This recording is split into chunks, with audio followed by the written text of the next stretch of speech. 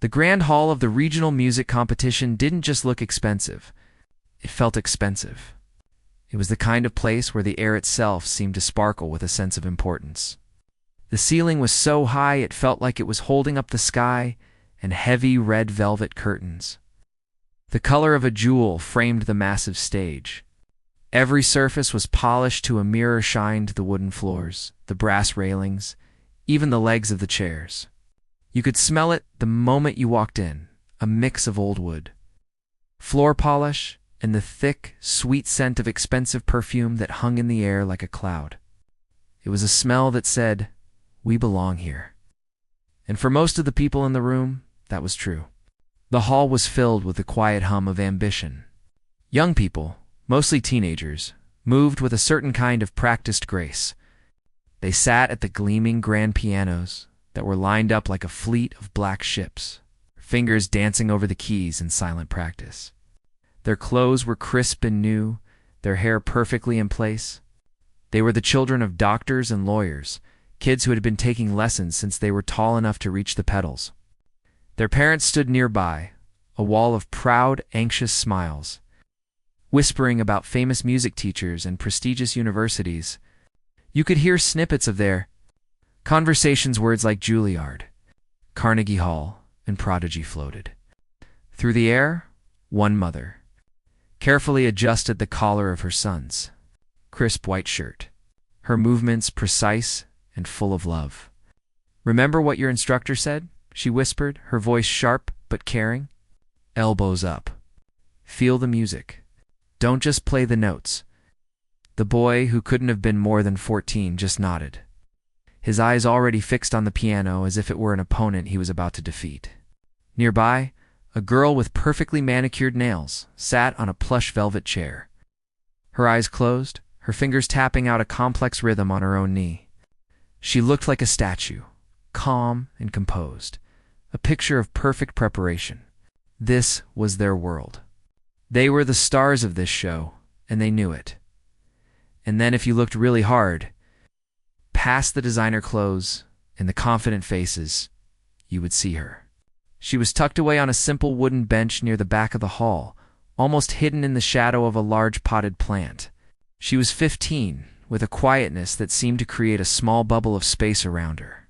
While the others had sleek, black music folders, she held a stack of papers that were held together with yellowing tape. The edges were soft and frayed from years of use.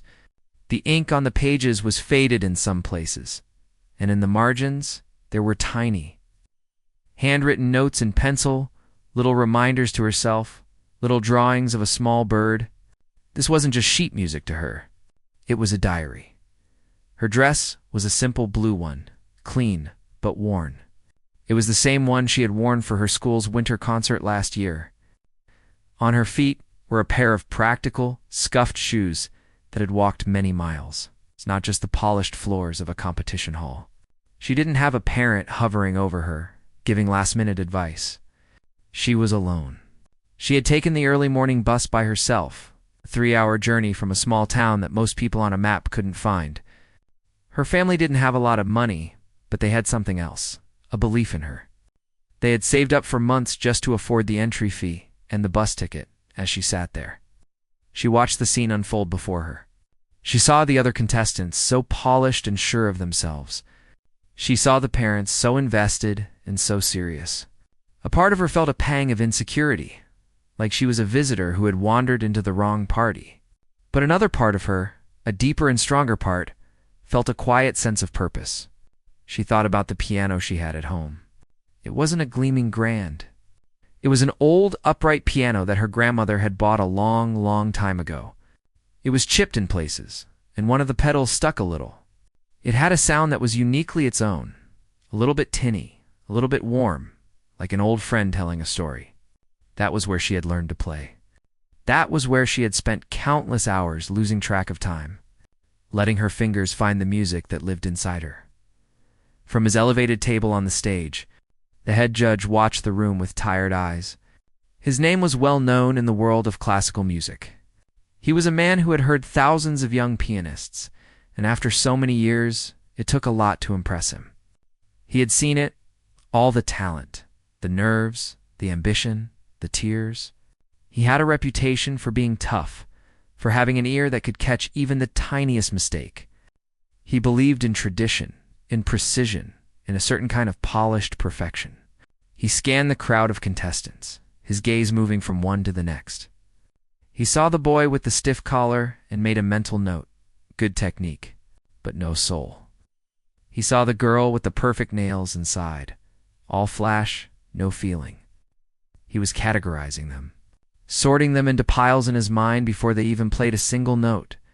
Then his eyes landed on the girl in the simple blue dress, sitting by herself near the back. He saw the worn-out music in her lap, her simple clothes, her unadorned hands.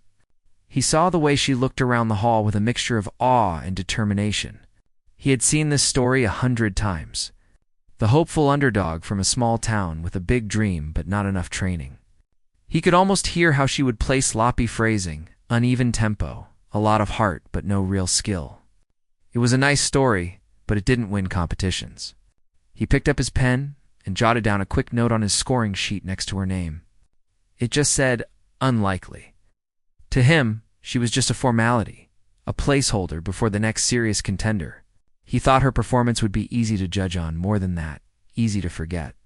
He leaned back in his chair, ready for a long, predictable day, completely unaware that he was about to be proven wrong in the most shocking way possible. The girl on the bench, meanwhile, took a deep breath, her fingers tracing the worn edges of her music. She was here, and that was all that mattered. The voice that echoed through the grand hall was calm and professional. But to the girl on the wooden bench, it sounded like a thunderclap. It cut through the quiet hum of the room and straight into her heart. Her name. For a moment, she just sat there, her hands frozen on the frayed sheet music. It felt unreal, like she was dreaming. Then, a gentle nudge from an older woman sitting next to her, a kind stranger with a soft smile, brought her back to the present. The girl took a deep, shaky breath, the kind of breath you take when you're about to dive into cold water. She carefully placed her music back into its worn folder, stood up, and began the long walk to the stage. With every step, the polished wooden floor seemed to stretch out longer and longer. Her scuffed shoes, which felt so comfortable and familiar on the pavement of her hometown, now seemed to make loud, clumsy noises in the immense silence. The stage lights, which had looked like friendly stars from the back of the hall, were now blinding. They were hot on her face, and she could feel a small bead of sweat trickle down her temple. The vast sea of empty red velvet seats rose up before her like a great, silent audience. It was intimidating.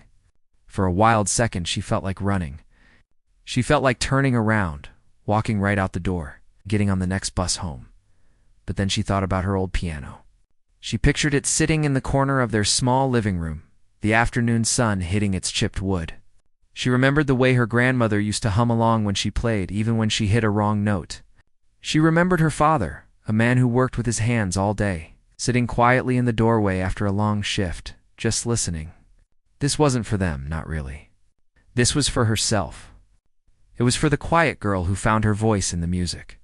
She straightened her back a little, her chin coming up. Her steps became a little steadier, a little more purposeful. She wasn't walking to a competition. She was walking to her piano from his high perch on the judge's table. The head judge watched her approach with a weary sense of duty. He had seen this exact walk so many times. The slightly awkward gait, the wide eyes taking in the grandness of it all, the simple clothes that looked out of place.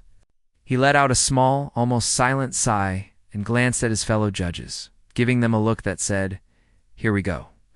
It was a look of shared, unspoken cynicism. He picked up his expensive pen, the one his daughter had given him for his birthday, and poised it over her evaluation sheet. He was already mentally filling it out. Technique, underdeveloped. Stage presence, lacking. Musicality, sentimental but untrained. He had seen 100 girls just like her, full of heart but lacking the discipline, the training, the sheer polish required to succeed at this level. To him, her performance was a necessary but unexciting part of the day. A formality before the next truly gifted contestant took the stage. He was already thinking about the sandwich he would eat during the lunch break. The polite applause that followed her was thin and weak. Like the sound of rain on a distant roof, it was the kind of applause people give out of obligation, not out of excitement. As she walked, she could see the faces in the front row. Some were looking at her with a hint of pity, others with mild curiosity. A few were already looking down at their phones, whispering to their neighbors. They were settling in for what they expected to be a simple, perhaps even boring performance. It was the perfect time to get a sip of water or check a text message. The air was thick with a kind of gentle indifference. It wasn't unkind, but it wasn't encouraging either. It was just empty. Finally, she reached the center of the stage, and there it was. The piano. It was a massive, gleaming black Steinway, a monster of an instrument. It seemed to have its own presence, its own gravity. It was so much bigger and more perfect than the old upright she knew so well. The black lacquer was so shiny she could see her own small, distorted reflection in it. The white keys looked like perfect, untouched teeth. For a moment, she felt a wave of intimidation wash over her again. This piano belonged to concert halls, two famous musicians. What was she doing here? But then she did something unexpected. She didn't turn to the audience and give a polite, practiced bow like all the others had. That wasn't why she was here. Instead, she walked directly to the piano and stood before it as if meeting an old, respected friend. She reached out her hand, not to play, but just to touch the smooth, cool wood of its side. She let her fingers trail gently along the curve of the instrument, a silent, personal greeting. It was a quiet moment of connection, a way of saying, "Hello, it's just you and me now." This wasn't a performance for the judges or the audience anymore. It was a conversation between her and this beautiful, powerful machine. Next, she sat down on the adjustable bench, which was cold and hard. The other contestants had adjusted their benches with a quick, efficient flick of the wrist, a motion they had practiced 1,000 times. But she did it differently. She reached down and grabbed the wooden knob, twisting it slowly and deliberately. The bench made a soft scraping sound against the floor as she moved it. It wasn't a rushed, technical adjustment. It was a careful, thoughtful act of preparation. She was making the piano hers, tailoring it to her body, to her own unique way of playing. She wiggled her fingers, flexed her wrists, and then placed them gently on the keys, feeling their cool, smooth weight. The hall, which had been filled with murmurs and rustling programs, began to quiet down. The silence grew, spreading from the front rows to the very back of the hall. It was a heavy, waiting silence. But it wasn't a silence of respect or anticipation. It was the silence of people waiting for the predictable to happen, the quiet before a simple, forgettable song. They thought it would be easy. They had no idea that the first note she was about to play would shatter their expectations into 1,000,000 pieces. The world seemed to shrink to the size of the piano keys under her fingers, hundreds of empty seats, the judges on their high table. The quiet whispers of the audience had all faded away into a soft, blurry background. All that was real was the smooth, cool ivory of the keys and the quiet thrumming of her own heart in her ears. She sat there for a moment, just breathing. It wasn't a nervous breath, but a deep, gathering breath, the kind you take before you say something very, very important. Her hands, which had looked so plain and unadorned in the bright lights, now seemed to have a purpose all their own. They weren't the hands of a polished prodigy, were the hands of a worker, of a creator. They had strength in them. From the wings, the other contestants watched with a mixture of boredom and mild superiority. They had all been through this. They knew the drill. They expected to hear a simple, perhaps charming, but ultimately flawed performance. The girl with the perfect manicure was checking her reflection in her phone, already thinking about the lunch she would have after this was all over. The boy in the stiff collar was mentally rehearsing his own piece, his fingers twitching at his sides. They saw her sitting there, so still and quiet, and they assumed she was frozen with stage fright. To them, she was just a brief, forgettable interlude before the real competition resumed. On the stage, the girl closed her eyes for just a second. She wasn't thinking about the judges or the audience. She was thinking about the feeling of music, the way it could build up inside you like a storm until you just had to let it out. She remembered rainy afternoons in her small town, the way the rain would drum on the roof of her house while she played. the two sounds mixing together into something new and beautiful. She remembered the joy of finding a new chord that made her heart feel full. This wasn't about winning a prize. This was about sharing that feeling, that storm with the world. And then it happened. Her fingers, which had been resting so gently on the keys, pressed down. It wasn't a hesitant, timid press. It was firm, confident, and full of intention. She didn't play a single pretty note. She struck a chord, a deep, complex, and powerful chord that seemed to explode from the belly of the massive Steinway. The sound that filled the hall was not what anyone expected. It wasn't delicate or refined. It was raw. It was a sound that seemed to tear the silence into 1,000 pieces. It was filled with a gritty, almost guttural power that was both startlingly beautiful and deeply unsettling. It was the sound of a voice that had been waiting for years, a lifetime to be heard. In the front row, a woman who had been fanning herself with her program physically flinched, her hand flying to her chest as if she'd been startled by a sudden clap of thunder. A man who had been scrolling through his phone dropped it with a loud clatter on the polished floor, his eyes wide with shock. The collective gasp from the audience was audible, a sharp, unified intake of breath. The air in the hall, which had been so thick with polite indifference, was suddenly charged with an electric energy. It was as if someone had walked into a quiet library and started shouting a beautiful, furious poem. But the most dramatic reaction came from the judges' table. The head judge, who had been leaning back in his chair with a look of weary resignation, bolted upright so suddenly that his chair scraped loudly against the floor. His expensive pen, which he had been poised to write a dismissive note, slipped from his fingers and clattered onto the floor, rolling away under the table. He didn't even notice. Its eyes, which had been half closed in boredom, were now wide open, staring at the stage in utter disbelief. His mind, which had been a neatly organized file of assumptions and predictions, was suddenly completely blank. All his preconceived notions about the girl, about her background, about her unrefined presence, were shattered in that single thunderous moment. That sound wasn't unrefined.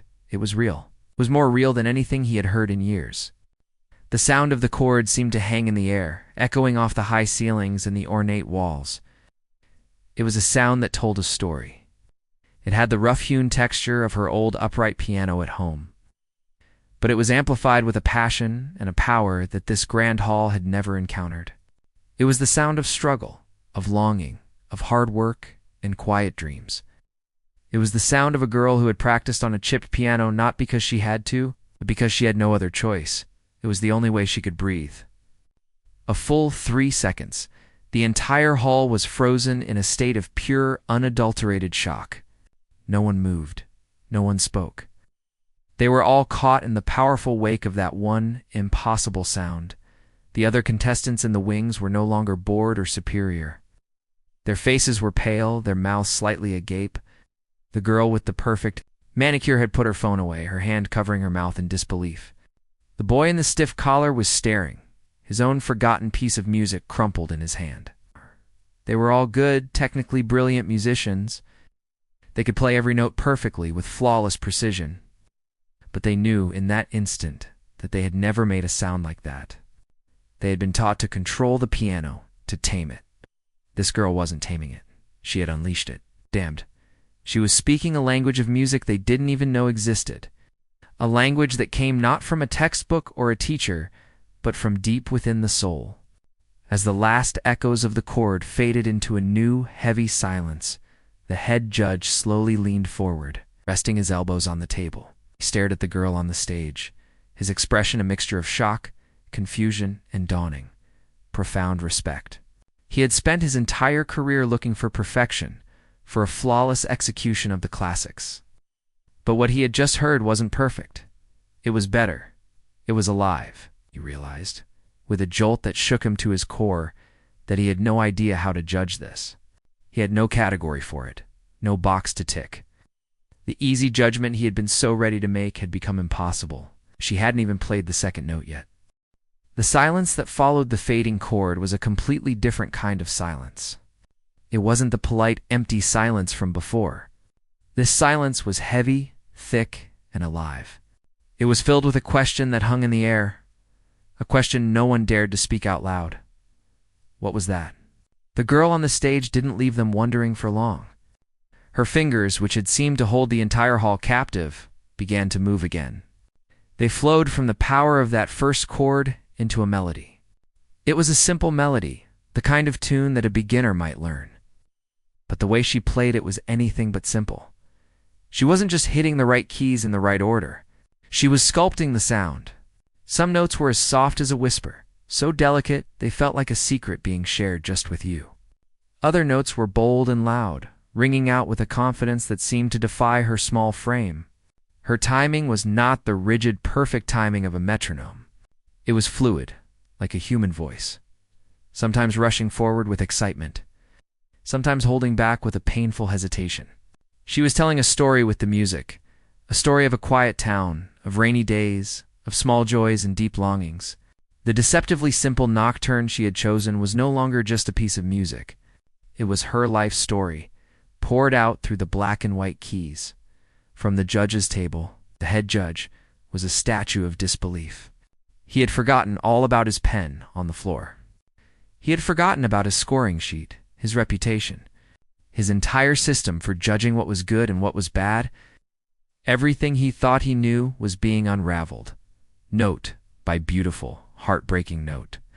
He had spent his career teaching students to play with precision, to control every nuance, to polish their performances until they were flawless and perfect. But this girl, she wasn't polished. She was raw. She was real. He could hear the faintest hint of the slightly tinny sound of her old upright piano in the way she phrased certain passages. But on this magnificent Steinway, that imperfection became a unique and powerful voice. It was the sound of authenticity. For the first time in what felt like a very long time, he wasn't a judge.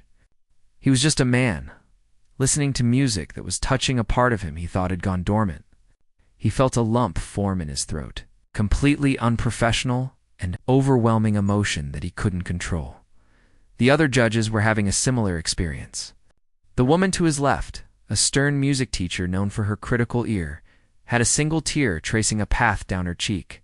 She wasn't even aware she was crying.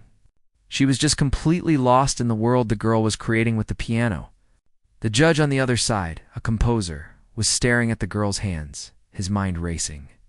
He was trying to understand how she was doing it, how she was making these familiar chords sound so new, so revolutionary. He realized she wasn't just playing the notes written on the page. She was playing the spaces between the notes. She was playing the silence, the anticipation, the release.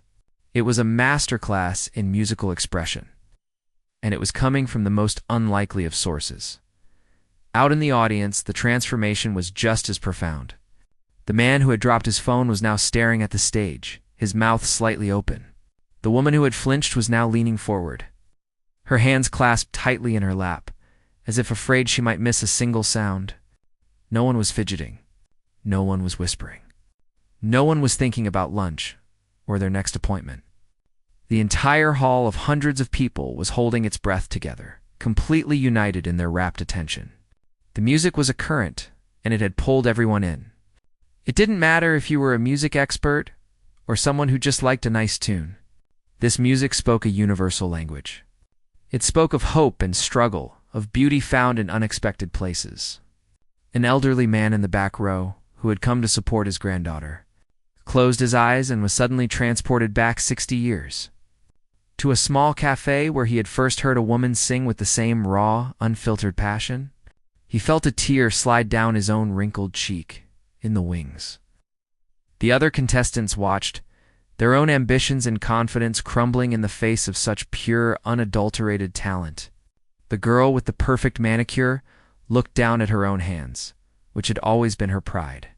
Now they seemed useless, pretty, but incapable of creating the magic she was witnessing. The boy in the stiff collar felt a cold knot of dread form in his stomach. He had practiced his piece for thousands of hours, perfecting every single note until it was flawless. But listening to this girl, he realized his perfection was hollow. It was an empty shell. Her music had a soul. His, he now feared, did not. They were all technically brilliant. They were the best of the best. But they were all playing music. This girl on the stage, she was the music. On the stage, the girl was completely unaware of the effect she was having. Her eyes were closed, her body swaying gently with the rhythm. She was lost in a world of sound, a world that was just her and the piano. Her fingers, which had once seemed so plain now, flew across the keys with a life of their own. They danced, they pounded, they caressed, they wept. She wasn't thinking about technique or dynamics or what the judges wanted to hear. She was just feeling. She was pouring all the quiet moments of her life, all the unspoken dreams, all the simple, profound love she had for her family and for music into this one performance. The piece began to build, the melody growing more complex, the harmonies richer, the volume swelling like a great wave rising in the ocean.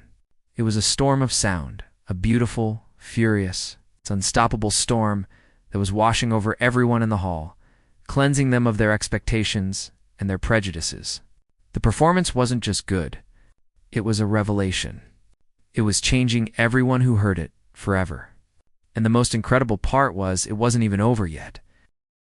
The wave of music that had been building inside the grand hall finally reached its peak. It was no longer just a melody. It was a force of nature. Her hands moved across the keys with a speed and power that seemed impossible. A blur of motion that created a storm of sound so beautiful and so intense, it was almost painful to witness. The notes tumbled over one another, a cascade of emotion that spoke of every heartbreak and every triumph she had ever known. The entire room was caught in this storm, held captive by the sheer, unadulterated power of her expression. And then, as all great storms do, it began to calm. The music softened, the frantic energy subsiding into a series of gentle, poignant chords. It was like the world taking a deep, shuddering breath after a long and desperate cry. She played the final notes, not with a bang, but with a tender, lingering touch. She let the last chord hang in the air, a single, perfect sound that seemed to contain all the beauty and all the sadness of the world. And then she lifted her hands from the keys. The silence that followed was not an absence of sound. It was a presence. It was a sacred, heavy space that the music had left behind, filled with the ghost of what had just been played. For what felt like an eternity, no one moved. No one breathed. The audience was frozen, leaning forward in their seats. Their faces illuminated by the stage lights, their expressions a mixture of awe, wonder, and deep, profound emotion. Some people had tears streaming down their faces, making no effort to wipe them away. Others had their eyes closed, as if they were trying to hold on to the feeling, to etch the memory of the sound into their souls. The silence was so complete that you could have heard a pin drop, but no one would have dared to break it. It was a shared collective moment of processing something that was bigger than all of them. The head judge sat perfectly still, his hands resting on the table in front of him. He wasn't a judge anymore. He was a student. The girl on the stage had just taught him a lesson that would redefine his entire career. He had spent decades chasing a perfect, polished sound, a flawless execution of the notes on the page. But this girl had shown him that true perfection wasn't about being flawless. It was about being real. It was about having the courage to pour your own soul, with all its imperfections and scars, into your art. He felt a sense of humility that was both humbling and liberating. He realized that in his quest for technical perfection, he had forgotten what music was truly for: to connect, to heal, to make us feel less alone in the world. The silence was finally broken by a single sound. It came from an elderly man in the back row. He slowly, deliberately rose to his feet. Then, a woman in the front row, still wiping tears from her eyes, stood up. It was like a chain reaction. One by one, then in groups of 10, then 50, then 100, people began to rise from their seats. And then it started. A single clap, loud and sharp, followed by another and another, until it grew into a thunderous, roaring ovation that shook the very foundations of the grand hall. It wasn't the polite, obligatory applause from before. This was a raw, emotional, explosive sound. People were cheering, shouting "Bravo!" An encore. Some were stamping their feet, their faces flushed with excitement and emotion. The entire hall was on its feet, a sea of people united in their overwhelming response to the girl's music. It was a tidal wave of appreciation, a physical manifestation of the feelings her performance had unleashed. On the stage, the girl opened her eyes. The world, which had faded away, came rushing back in a dizzying flood of light and sound. She saw the hundreds of people standing, saw their faces, heard their thunderous applause. For a moment, she looked confused, as if she couldn't quite understand what was happening. She hadn't been playing for them. She had been lost in her own world, sharing a piece of her soul. And she was startled to find such a passionate reception waiting for her on the other side. A slow blush crept up her neck, coloring her cheeks. She stood up, looking slightly overwhelmed and very small on the vast, empty stage. She didn't take a deep, theatrical bow. She just gave a small, shy nod, a gesture of genuine, heartfelt thanks that seemed to mean more than any practiced performance, as she walked off the stage, while the applause only grew louder. She passed the other contestants who were waiting in the wings. Their faces were a study in transformation. The girl with the perfect manicure looked at her with an expression of pure, unadulterated respect, her own competitive spirit forgotten. The boy in the stiff collar simply stared, his face pale, his eyes filled with a dawning understanding. They all knew they had just witnessed something that went far beyond a competition. They had witnessed a moment of true, unfiltered genius. They looked at her not as a rival, but as a teacher who had just given them the most important lesson of their lives. As she walked past the judges' table, the roaring of the crowd seemed to fade into the background for a moment. The head judge looked up at her. His face, which had been a mask of stern professionalism when she had walked on stage, was now soft, open, and filled with a profound sense of wonder. He didn't say anything. He didn't need to. He simply looked her in the eye and gave her a slow, deliberate nod. It was a gesture that spoke volumes. It was an apology for his initial judgment, an acknowledgement of her extraordinary talent, and a sign of the deepest respect. It was, in its own quiet way, a standing ovation. And for the girl from the small town, that simple nod from the man with the toughest reputation in the music world meant more than any trophy. In the end, she didn't win first place.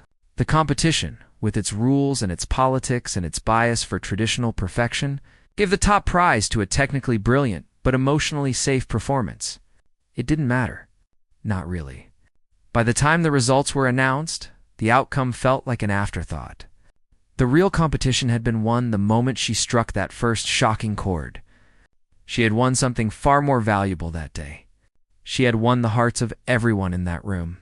She had proven, in the most powerful way possible, that the most beautiful music doesn't come from the most expensive pianos or the most prestigious teachers. It comes from a place deep inside the heart, a place of raw, honest, and unapologetic feeling. As she took the long bus ride home that evening, clutching her worn-out sheet music, she wasn't thinking about the prize she didn't win. She was thinking about the silence after her final note, the thunderous applause, and the respectful nod from the head judge. And she knew, with a quiet certainty that would stay with her forever, that her voice, her unique and beautiful voice, had finally been heard.